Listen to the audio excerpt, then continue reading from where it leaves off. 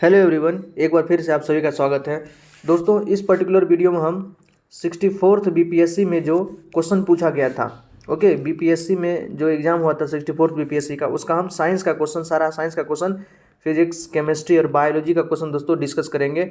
Okay, क्योंकि previous year का बहुत सारा question as it is repeat होता है, तो आपको जरूर देख के जाना चाहिए। हम सारे दोस्तों हमारा प्लेलिस्ट में जाके देखिएगा, साइंस के प्लेलिस्ट में आपको, बीपीएससी के साइंस के प्लेलिस्ट में, तो आपको 64th, 65, 66, 67 सब मिल जाएगा। ओके, आप अगर साइंस का अच्छे से क्वेश्चन को प्रैक्टिस करके जाते हैं, क्योंकि साइंस का पोर्शन दोस्तों ईजी होता है, और चूंकि अब नेगेटिव मार्किंग हो गया है तो एक एक नंबर आपके लिए मायने रखेगा।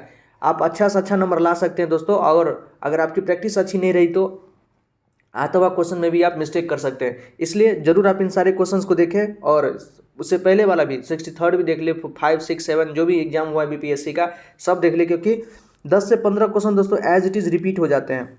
यदि आपको पहले से एक्सपीरियंस रहा होगा, या आप न्यू कमर भी हैं, न्यू स्टूडेंट भी हैं, तो आप जरूर मतलब प्रीवियस ईयर के क्वेश्चन पे जरूर इसको फोकस करें।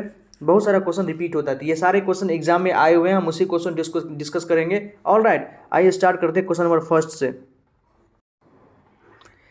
देखिए, फर्स्ट क्वेश्चन है, यूजुअली आसान क्वेश्चन ही बीपीएससी पूछता है। कुछ क्वेश्चन थोड़ा इसका रहता है कि मॉडरेट कह सकते हैं, लेकिन मैक्सिमम क्वेश्चन इसका आसान रहता है। लेकिन फिर भी ऑप्शन जो ई रहता है, फिफ्थ ऑप्शन जो रहता है ई, ये आपको वहाँ पर चकमा दे सकता है। देखिए क्या है, which of the following has pH value 7। तो आप सभी जानते हैं कि जो न्यूट्रल सॉल्यूशन होगा, न्यूट्रल सॉल्यूशन का तो पीएच 7 तो होता ही है। ओके, क्योंकि अगर 7 से कम है तो एसिडिक होगा, 7 से ज़्यादा है तो बेसिक होगा। तो जो बीच वाला रहता है न्यूट्रल सॉल्यूशन, उसका पीएच वैल्यू 7 होता है। लेकिन प्योर वाटर, जो आपका प्योर वाटर है, ओके, उसमें भी क्या होता है, हमारा पीएच वैल्यू 7 ही होता है। तो 1 और 2 दोनों सही है, इसलिए हमारा आंसर क्या जगह fifth, more than one of the above. तो करेक्ट आंसर हमारा होगा फिफ्थ आंसर होगा दोस्तों, क्योंकि 2 आंसर सही है तो इसलिए फिफ्थ। देखिए, प्योर वाटर का भी पीएच 7 होता है, न्यूट्रल सॉल्यूशन का भी पीएच 7 होता है, बेसिक सॉल्यूशन का पीएच 7 से ज़्यादा होता है, और एसिडिक सॉल्यूशन का पीएच 7 से कम होता है। इसलिए हमारा answer more than one of the above. Next question biology से है, who discovered DNA. Deoxyribonucleic acid, आपने इसके बारे में पढ़ा होगा, अक्सर क्वेश्चन आता है बायोलॉजी से। एक क्वेश्चन ये आ ही जाता है कि कौन कौन सा हमारा जेनेटिक मटेरियल है, या जो जेनेटिक मटेरियल है, तो एक तो डीएनए है, दूसरा कौन है, आरएनए। ये क्वेश्चन बीपीएससी में लास्ट ईयर पूछा गया था। यहाँ पूछा है कि डीएनए का डिस्कवरी किसने किया, James Watson, Francis Crick, Mendel, Johannsen या हरगोविंद खुराना, या इनमें से कोई नहीं, या इनमें से एक से अधिक। तो देखिए, खुराना साहब तो ये जीन का डिस्कवरी किए थे। ओके, मेंडल आप जानते हैं, इसको हेरिडिटरी, फादर ऑफ हेरिडिटरी इसको कहा जाता है। और जेम्स वाटसन, फ्रांसिस क्रिक, तो इन्होंने क्या किया था, डीएनए का डबल हेलिक्स मॉडल के बारे में दोस्तों इन्होंने बताया था। ये जो डीएनए का डबल हेलिक्स मॉडल है, इसके बारे में जेम्स वाटसन और फ्रांसिस क्रिक ने बताया था, और इनको इसके लिए नोबेल प्राइज भी मिला हुआ था। लेकिन डीएनए का डिस्कवरी कौन किया था, वो क्या था, फ्रेडरिक मिशर, जो नाम यहाँ पर नहीं है। इसलिए आंसर क्या होगा हमारा, 5 जाएगा दोस्तों। फ्रेडरिक मिशर ने डीएनए की डिस्कवरी की थी। एनसीईआरटी में एज इट इज लिखा हुआ है, 12th के एनसीईआरटी में दोस्तों। ओके, तो फिफ्थ आंसर हमारा करेक्ट हो गया। आंसर क्या होगा हमारा, none of the above. DNA was discovered by Friedrich Miescher in 1869। जो गांधी जी का जन्म हो रहा था उसी साल डीएनए का डिस्कवरी हुआ था। फ्रेडरिक मिशर एक साइंटिस्ट का नाम है, इन्होंने 1869 में डीएनए की डिस्कवरी की थी। Watson and Crick proposes the double helix structure of DNA. हमने अभी बताया कि डीएनए का जो डबल हेलिक्स स्ट्रक्चर है दोस्तों, ये इसके बारे में आपने कभी इस प्रकार का स्ट्रक्चर देखा होगा डीएनए का, ये डबल हेलिक्स डीएनए इसी प्रकार से रहता है। इस स्ट्रक्चर को प्रपोज किया था, इसके बारे में अच्छे से बताया था कौन, तो वाटसन और क्रिक, जिसके कारण इनको 1953 में नोबेल प्राइज भी मिला हुआ था। नेक्स्ट क्वेश्चन है बायोलॉजी से है, व्हाट इज ट्राइग्लिसराइड। ट्राइग्लिसराइड क्या होता है, प्रोटीन है, कार्बोहाइड्रेट है, फैट है, मिनरल है, या इनमें से कोई नहीं है, इनमें से एक से अधिक। तो ट्राइग्लिसराइड क्या होता है, फैट होता है। Triglyceride is fat. देखिए, triglyceride are type of fat, एक प्रकार का फैट है जिसको हम लिपिड भी बोलते हैं, जो हमारे ब्लड में मिलता है। A triglyceride is composed of glycerol and 3 fatty acid. इसमें एक ग्लिसरॉल होता है और 3 फैटी एसिड, दोनों मिलकर ट्राइग्लिसराइड बनाता है। Triglyceride or cholesterol. Triglyceride and cholesterol are different types of lipid that circulate in the blood. Cholesterol का नाम आप सुनते होंगे, वो भी एक प्रकार का ट्राइग्लिसराइड के रूप में ही है, लेकिन दोनों ऑब्वियसली बात है, दोनों डिफरेंट है। लेकिन आप कम बेस ऐसे समझ सकते हैं कि ट्राइग्लिसराइड को हम कोलेस्ट्रॉल से मैच कर सकते हैं। जैसे आपने सुना होगा, किसी का कोलेस्ट्रॉल का लेवल ज़्यादा हो जाता है दोस्तों ब्लड में, तो उसका जो है ब्लड का जो आर्टरीज है, वेन्स है, वो ब्लॉक हो जाता है, तो उनको बाईपास सर्जरी वगैरह कराना पड़ता है। Triglyceride store unused calories and provide energy to the body. Cholesterol used to build cells and certain hormone. Cholesterol जो हमारा सेल्स को बनाने और कुछ हार्मोन को भी बनाने में मदद करता है। ये दोनों के बीच में थोड़ा बहुत डिफरेंस है। Triglyceride are important measure of heart health, मतलब ट्राइग्लिसराइड से हम हार्ट के किसी भी ह्यूमन के हार्ट का हेल्थ जान कर सकते हैं। अगर ट्राइग्लिसराइड का कंसंट्रेशन उसमें ज़्यादा होगा तो ऑब्वियसली बात है उसका हार्ट का जो हेल्थ है वो थोड़ा कम होगा, क्योंकि ये ब्लॉकेज का काम करता है। ये जाके हमारे ब्लड वेसल्स में एक प्रकार से ब्लॉक कर देता है और चीज़ें वहाँ से ब्लड ईजिली फ्लो नहीं कर पाता है। High triglyceride may contribute to hardening of the arteries, triglyceride अगर ज़्यादा हो जाएगा तो आपका आर्टरीज जो है वो हार्ड हो जाएगा दोस्तों, वो फ्लेक्सिबल नहीं रह पाएगा, तो ब्लड का फ्लो आसानी से नहीं हो पाएगा। और thickening of the artery walls, जो आर्टरी का जो वॉल्स होता है हमारा ब्लड वेसल्स है ये सब, तो उसका वो भी वॉल्स के थोड़ा मोटा हो जाता है, जिसको आर्टेरियोस्क्लेरोसिस कहते हैं। ये मेडिकल का भाषा है, आर्टेरियोस्क्लेरोसिस, ध्यान रखें। It increases the risk of stroke, आपने सुना होगा हार्ट अटैक, स्ट्रोक, ये सब अगर ट्राइग्लिसराइड कोलेस्ट्रॉल का लेवल ज़्यादा हो जाता है तो ये सब बढ़ जाता है। हार्ट अटैक हो गया, स्ट्रोक हो सकता है, हार्ट डिजीज हो सकता है, acute inflammation of the pancreas, pancreas में प्रॉब्लम हो सकता है। तो याद रखिएगा ट्राइग्लिसराइड क्या होता है, फैट होता है। नेक्स्ट क्वेश्चन है फिजिक्स है। In electrical motor, electrical motor आप देखे होंगे दोस्तों, जो हम सब घरों में यूज़ करते हैं मोटर, जिससे पानी को हम पंप करके ऊपर पहुंचाते हैं टंकी में, ये वो क्या होता है, हमारा इलेक्ट्रिकल मोटर ही होता है। तो वो क्या करता है, हीट को कन्वर्टेड इनटू केमिकल एनर्जी, गलत बात है। Electrical energy is converted into heat, ये हीट में तो यहाँ कोई लेना देना है नहीं। Electrical energy is converted to mechanical energy, बिल्कुल सही बात है। हाँ, वहाँ हम मोटर में क्या करते हैं, इलेक्ट्रिकल एनर्जी प्रोवाइड कराते हैं, उसको करंट हम प्रोवाइड कराते हैं, और वो क्या करता है कि इलेक्ट्रिकल एनर्जी को कन्वर्ट करके मैकेनिकल एनर्जी में कन्वर्ट करता है, जिसके कारण पानी को वो नीचे से खींच के और ऊपर टंकी में पहुँचाता है। तो ये क्या है, मैकेनिकल एनर्जी है, इलेक्ट्रिकल एनर्जी को मैकेनिकल एनर्जी में कन्वर्ट करता है। तो थर्ड ऑप्शन हमारा करेक्ट है। देखिए the correct answer is electrical energy is converting to mechanical energy, ये आपका इलेक्ट्रिकल मोटर का काम है। A motor is a machine, motor क्या है, मशीन है, that converts electrical energy into mechanical energy, all right. और डायनमो आपने सुना होगा दोस्तों, डायनमो जहाँ से हम इलेक्ट्रिसिटी प्रोड्यूस करते हैं वहाँ मैकेनिकल एनर्जी को हम इलेक्ट्रिकल एनर्जी में कन्वर्ट करते हैं। नेक्स्ट क्वेश्चन है बायोलॉजी से, human body contents, human body में पानी कितना परसेंटेज होता है, 70% पानी होता है, या 20 से 30% पानी होता है, 10 से 20% पानी होता है, या 30 से 40, या इनमें से कोई नहीं है, इनमें से एक से अधिक। तो आपने पढ़ा होगा, बचपन में ही पढ़ा होगा कि ह्यूमन बॉडी के अंदर मैक्सिमम क्या है, तो पानी है, अबाउट 70% हमारे शरीर में क्या है, तो पानी ही है। देखिए the top 4 element found in the human body, 70% तो पानी है, उसके अलावा क्या क्या हो सकता है हमारे शरीर में, उसके बाद है ऑक्सीजन है, फिर कार्बन है, फिर हाइड्रोजन है, और देन नाइट्रोजन है। सबका परसेंटेज यहाँ पर दिया हुआ है, लेकिन सबसे मैक्सिमम क्या है, तो आपका वाटर है 70%। नेक्स्ट क्वेश्चन है the main component of green house gases, ये क्वेश्चन हमने 65th बीपीएससी में भी किया था क्वेश्चन दोस्तों। ये क्वेश्चन बार बार रिपीट हुआ है, कई बार ये क्वेश्चन रिपीट हुआ है ग्रीन हाउस गैसेज से, और ये क्वेश्चन पूछता भी है, या तो आपसे मेन कंपोनेंट पूछ लेगा या component of green house gases, तो दोनों आपको ध्यान रहना चाहिए। अगर मेन कंपोनेंट पूछा है तो आपका कार्बन डाइऑक्साइड हो जाएगा, क्योंकि ये 70 के आसपास परसेंटेज इसका रहता है। लेकिन अगर component of green house gases पूछता है तो तब मीथेन भी होता है, नाइट्रस ऑक्साइड भी होता है, ओजोन भी होता है, एसएफसी भी होता है, वो सब आपका ग्रीन हाउस गैसेज का भी कंपोनेंट है। लेकिन यहाँ मेन कंपोनेंट पूछा है, मतलब मैक्सिमम कंसंट्रेशन किसका है, तो कार्बन डाइऑक्साइड का है, ऑल राइट। तो फर्स्ट ऑप्शन हमारा करेक्ट होगा। सारे आंसर को ध्यान रखें दोस्तों, ये छोटी छोटी चीज़ें आपको हो सकता है एग्जाम में मिस्टेक करवा दे, ओके इसलिए मिस्टेक ना करें, अच्छे से क्वेश्चन को बार बार प्रैक्टिस करके जाएं, सभी क्वेश्चन को कंसेप्चुअली सीखें, याद मत करें, याद कर लीजिएगा दोस्तों तो आप भूलने का चांसेस होगा। लेकिन अगर कंसेप्चुअली सबके पीछे आपको कंसेप्ट पता है कि इसका यही आंसर क्यों होगा, तब आप ज़्यादा चांसेस है कि कम से कम मिस्टेक करेंगे। मिस्टेक तो हो ही जाता है, एग्जाम का प्रेशर वगैरह होता है थोड़ा बहुत, तो उससे आपको मिस्टेक हो सकता है, एक आध मिस्टेक हो सकता है। लेकिन अगर आपका कंसेप्ट क्लियर है दोस्तों, आप में ठहराव है, अस्थिरपन है, आप आसानी से क्वेश्चन को पढ़ रहे हैं, धीरे धीरे पढ़ रहे हैं, तो आपको निश्चित है कि क्वेश्चन गलत नहीं होगा। नेक्स्ट क्वेश्चन है Einstein got the Nobel prize for, बड़ा ही सुंदर क्वेश्चन है, मैक्सिमम स्टूडेंट इसमें गलती कर देते हैं, क्योंकि आइंस्टीन के बारे में थ्योरी ऑफ रिलेटिविटी सभी को पता होता है, लेकिन थ्योरी ऑफ रिलेटिविटी के लिए आइंस्टीन को नोबेल प्राइज नहीं मिला था। आइंस्टीन को फोटो इलेक्ट्रिक इफेक्ट, प्रकाश विद्युत प्रभाव के कारण उसको नोबेल प्राइज मिला गया था, याद रखिएगा 1921 में, 1921 में फोटो इलेक्ट्रिक इफेक्ट के कारण जो अल्बर्ट आइंस्टीन का नाम आप सुनते होंगे, उनको फोटो इलेक्ट्रिक इफेक्ट के कारण नोबेल प्राइज मिला था। Theory of relativity no doubt Einstein का ही दिया हुआ था, लेकिन इसके कारण उनको नोबेल प्राइज नहीं मिला।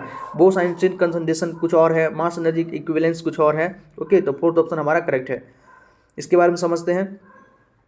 देखिए Albert Einstein receive the Nobel prize in physics in 1921, ये क्वेश्चन लास्ट ईयर 2022 में बीपीएससी में पूछा था, और ये बहुत पहले पूछा हुआ क्वेश्चन है। तो क्वेश्चन दोस्तों आप मान के क्या चलिए 100% क्वेश्चन रिपीट होता है। आप प्रीवियस ईयर को ही अच्छे से प्रैक्टिस करें, आपका 30 से 40% पोर्शन और भी सब्जेक्ट, आपका हिस्ट्री हो सकता है, ज्योग्राफी हो सकता है, पॉलिटी हो सकता है, सब में आपका 30 से 40% मतलब आपको 100% कि वो आपको प्रीवियस ईयर सही रहता है, क्योंकि बहुत दिनों से एग्जाम चल रहा है, सिलेबस तो वही है, बुक वही है, तो क्वेश्चन कहाँ से बनेगा दोस्तों। उसी क्वेश्चन को वो थोड़ा बहुत मॉडिफाई करके पूछते हैं, लेकिन बहुत सारा क्वेश्चन तो एज इट इज पूछ देते हैं।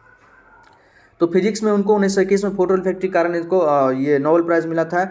Theoretical physics and specially for the his discovery the law of the photo electric effect. When light shines on a metal, electrons can be ejected from the surface of the metal in a phenomena known as the photo electric effect. देखिए, when light shines on a metal, जब light किसी भी metal पे light वहाँ पर कह सकते हैं कि वहाँ पर गिरता है, तो वहाँ से इलेक्ट्रॉन इजेकुलेट होता है, इजेक्ट होता है, निकलता है surface of the metal in a फिनो, इसी को हम क्या करते हैं, फोटो इलेक्ट्रिक इफेक्ट। मतलब फोटो मतलब क्या, फोटो का मतलब लाइट होता है दोस्तों, फोटो का मतलब लाइट होता है, जिसका आइंस्टीन नाम फोटोन दिया था। तो लाइट के कारण यहाँ क्या होता है, इलेक्ट्रॉन निकल रहा है, तो इलेक्ट्रिसिटी, इलेक्ट्रॉन इलेक्ट्रिसिटी आपस में दोनों साइनोनिम्स कह सकते हैं। तो फोटोन के गिरने से, लाइट के गिरने से वहाँ पर इलेक्ट्रिक एक प्रकार से रिलीज हो रहा है, इलेक्ट्रॉन रिलीज हो रहा है, इसी प्रभाव को हम क्या कहते हैं, फोटो इलेक्ट्रिक इफेक्ट आसानी से समझा जा सकता है। This process is also known as photoemission. इसको फोटो इमिशन भी कहते हैं, क्यों, क्योंकि फोटोन मतलब क्या, लाइट के गिरने से, लाइट के फॉल डाउन होने से वहाँ पर से कुछ इमिट हो रहा है, क्या इमिट हो रहा है, आपका इलेक्ट्रॉन इमिट हो रहा है, that is the photoemission. The electrons that are ejected from the metal are called photoelectrons. और वहाँ से जो इलेक्ट्रॉन्स रिलीज होता है उसको हम क्या कहते हैं, फोटो इलेक्ट्रॉन्स कहते हैं। Einstein propose the light behaved like a stream of particles called photons. Einstein ने इसके बारे में बताया था कि लाइट जो है फोटोन्स से, मतलब एक एनर्जी के पैकेट के रूप में काम करती है, जिसको उन्होंने फोटोन्स नाम दिया था, जिसका उसका फॉर्मूला था एनर्जी E=h/μ, E=h/μ, एनर्जी का कभी आपसे फॉर्मूला पूछ सकता है। देखिए, the theory of the relativity theory was given by Albert Einstein 1905। Relativity का थ्योरी उन्होंने 1905 में दिया था। The speed of light in A vacuum was independent of the motion of all observer. इनका क्या कहना था थ्योरी ऑफ रिलेटिविटी में, कि वैक्यूम में जो लाइट का स्पीड होता है, आपने पढ़ा होगा 3 × 10⁸ मीटर पर सेकेंड, 3 लाख मीटर पर सेकेंड होता है वैक्यूम में स्पीड। तो ये किसी भी चीज़ पर डिपेंडेंट नहीं करता है, वैक्यूम में कुछ तो है ही नहीं, वहाँ तो एयर भी नहीं है, ओके। तो ये किसी भी चीज़ पर डिपेंडेंट नहीं करता या इंडिपेंडेंट रहता है of the motion of all observer. This was the theory of special relativity. यही है थ्योरी ऑफ स्पेशल रिलेटिविटी, कि वैक्यूम में लाइट का स्पीड किसी भी चीज़ पर डिपेंडेंट नहीं करता है या इंडिपेंडेंट रहता है। This was the theory of relativity. All right, I think आपको बहुत सारा कंसेप्ट क्लियर हो गया होगा यहाँ पर। फोटो इलेक्ट्रिक इफेक्ट क्या है, आइंस्टीन को किसके लिए नोबेल प्राइज मिला था, थ्योरी ऑफ रिलेटिविटी क्या है। ऑल राइट, नेक्स्ट क्वेश्चन है, which instrument is use to measure humidity. Humidity को हम किस इंस्ट्रूमेंट से मेजर करते हैं, हाइड्रोमीटर, हाइग्रोमीटर, पायरोमीटर, इलेक्ट्रोमीटर। तो ह्यूमिडिटी को हम हाइग्रोमीटर से मेजर करते हैं। सेकेंड आंसर हमारा करेक्ट है। A hygrometer is instrument use to measure relative humidity. Relative humidity को हम हाइग्रोमीटर से मेजर करते हैं। A psychrometer is an example of a hygrometer. Psychrometer एक हाइग्रोमीटर का एग्जाम्पल है। A psychrometer uses two thermometer to measure relative humidity. One measure the dry bulb temperature and the other measure the wet bulb temperature. एक dry bulb temperature, दूसरा wet bulb temperature को measure करता है। Humidity is the measure of the amount of moisture in the air. Humidity का मतलब क्या है कि एयर में कितना अमाउंट ऑफ है, किसका, मॉइस्चर का कितना अमाउंट है, वही हमारा क्या होता है, ह्यूमिडिटी उसको हम कहते हैं। देखिए, कुछ इंस्ट्रूमेंट है उसे हम क्या मेजर करते हैं, तो हाइड्रोमीटर से हम स्पेसिफिक ग्रेविटी और डेंसिटी ऑफ ए लिक्विड, किसी भी लिक्विड का स्पेसिफिक ग्रेविटी कितना है या उसका डेंसिटी क्या है, वो हम मेजर करते हैं हाइड्रोमीटर से, हाइड्रो। पायरो से टेम्परेचर मेजर करते हैं, हाई टेम्परेचर, जैसे सन का टेम्परेचर मापना हो, किसी ग्रह का, प्लेनेट का, सैटेलाइट वगैरह का टेम्परेचर मापना हो, मतलब हाई टेम्परेचर में हम पायरोमीटर का यूज़ करते हैं। इलेक्ट्रोमीटर, ये amount of water in the milk, purity of milk, मतलब मिल्क कितना शुद्ध है आपका, उसको मापने के लिए हम इलेक्ट्रोमीटर का इस्तेमाल करते हैं। नेक्स्ट क्वेश्चन है, what is the unit of pressure. Pressure से प्रत्येक साल एग्जाम में क्वेश्चन पूछा जाता है। 65 बीपीएससी में क्या क्वेश्चन पूछा था कि क्या प्रेशर, 2 क्वेश्चन पूछा था, प्रेशर स्केलर क्वांटिटी है या वेक्टर क्वांटिटी। तो प्रेशर याद रखिए दोस्तों, इसमें प्रेशर क्या है, तो स्केलर क्वांटिटी है, और वहाँ भी उनसे यूनिट पूछा गया था। तो वहाँ यूनिट पूछा गया था आपको केजी मीटर के फॉर्म में, और यहाँ पूछा इसके एसआई यूनिट के फॉर्म में। तो प्रेशर का यूनिट क्या होगा, देखिए प्रेशर क्या होता है, pressure equals to force upon area. तो फोर्स का क्या होता है न्यूटन, एरिया का क्या होता है मीटर स्क्वायर। तो बस हो गया न्यूटन पर मीटर स्क्वायर, तो न्यूटन स्क्वायर मीटर या newton per square metre. All right, first option correct है हमारा, newton square metre. For pressure the SI unit, basic unit is pascal which is newton per metre square. 1 newton per square metre while newton is KG metre per square, ये भी हम कह सकते हैं। Pascal is very small pressure unit, for example the standard atmospheric pressure is इतना absolute pascal होता है। The most frequently used unit of pressure are placed pascal, kilopascal, megapascal, PSI, pound square inch, torr, ये सब उसका pressure का कुछ unit है। तो प्रेशर के बारे में दोस्तों ये क्वेश्चन सब ध्यान रखिएगा। अब है 63rd BPSC का क्वेश्चन है, इसको हम नेक्स्ट वीडियो में करेंगे दोस्तों। प्लेलिस्ट में, मेरे साइंस के प्लेलिस्ट में आप जाके देखिएगा तो आपको सारा वीडियो मिल जाएगा, 63rd, 64th, 65th, और जो अभी नहीं मिला है तो हम धीरे धीरे वो भी आपको बना के सारा वीडियो अपलोड कर देंगे। कम से कम साइंस में सारा क्वेश्चन को आप देख के जाइए। आपका जो है दोस्तों 10 से 15 क्वेश्चन प्रीवियस ईयर से एज इट इज़ रहता है, और इस क्वेश्चन को आप मिस्टेक मत कीजिएगा, गलत मत कीजिएगा दोस्तों। एक एक नंबर मायने रखेगा, इस बार नेगेटिव मार्किंग है, 1 नंबर से आपका रैंक बहुत नीचे ऊपर जा सकता है। ऑल राइट, तो कोशिश कीजिए कि सारा क्वेश्चन आप जितना ज़्यादा देख सकते हैं कंसेप्चुअली। हमने सारे क्वेश्चन को कंसेप्चुअली बताया है, ऐसा नहीं कि वन लाइनर आपका आंसर सिर्फ दे दिया है, उसके पीछे का कॉन्सेप्ट भी बताया है, लॉजिक भी बताया है, ताकि चीज़ें आपको लंबे समय तक याद रहे। ओके दोस्तों, कोई क्वेरी हो तो जरूर कमेंट सेक्शन में बताइएगा, और प्लीज़ हमारे इस वीडियो को लाइक कीजिए, हमारे चैनल को सब्सक्राइब कीजिए, क्योंकि टाइम टू टाइम दोस्तों BPSC से या किसी भी और एग्जाम का कोई नोटिफिकेशन वगैरह आता है तो हम आपको अपडेट करते रहते हैं। ऑल राइट, तो प्लीज़ दोस्तों हमारे इस वीडियो को लाइक कीजिए, और कोई क्वेरी हो कमेंट सेक्शन में ज़रूर पूछिएगा, अपना फीडबैक दीजिएगा, आपको ये वीडियो कैसा लगा, आपके लिए हेल्पफुल रहा है नहीं रहा है, तो कुछ भी छोटा से छोटा लिख के आप कम से कम हमें कमेंट कर सकते हैं, ताकि हमें भी एक मोटिवेशन मिले, हम और अच्छे से काम कर पाएँ। किसी प्रकार का अगर हमें कमी होगा, यूजुअली क्या होता है, आदमी को अपना गलती नहीं दिखता है, सामने वाला को अगर आपको महसूस होता है, हो सकता है हमारे लैंग्वेज में, हमारे स्पीड में, हमारे समझाने के स्किल में अगर किसी प्रकार का इम्प्रूवमेंट की आवश्यकता है दोस्तों, तो आप प्लीज़ हमें बताएं, हम कोशिश करेंगे कि उसको हम आगे के वीडियो में उसको सही रख सकें। ओके दोस्तों, बहुत बहुत धन्यवाद दोस्तों, जय हिंद।